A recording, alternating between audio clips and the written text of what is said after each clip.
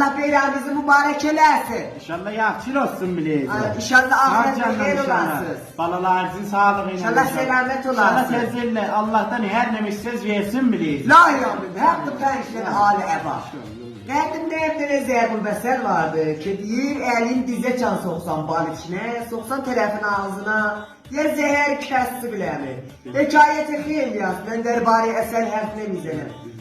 Yakup Ekom yaşlı baz gayet bir fedani. Enare dane dane sefaniyam.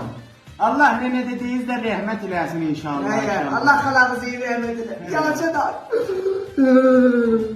Hayır, beter adam, ben de yaman yoldaş. Ama eğer zalim idi, eğerler əsləndən geçmərəm, çok kırnaz. Yok, itfam, ben onunla yoldaşlık edeyim. Çok değerli açık idi. Əslen yok. Çok değerli hanım. Yani bak vırağa, Yok, kim neydi? Ben özüm onunla rifaqet edeyim. Ben bilirim. Kırnazım ben. İhtiyarın adam edeyim. Benim yaxşı yoldaşlarım. Öyle əslen Kim neydi? Öğümden çay almaz mı? Herkeden konuşmam. Ben özüm görmüştüm baba. Eve her ne var? Ekmek arkadaşlar çöplük usulü.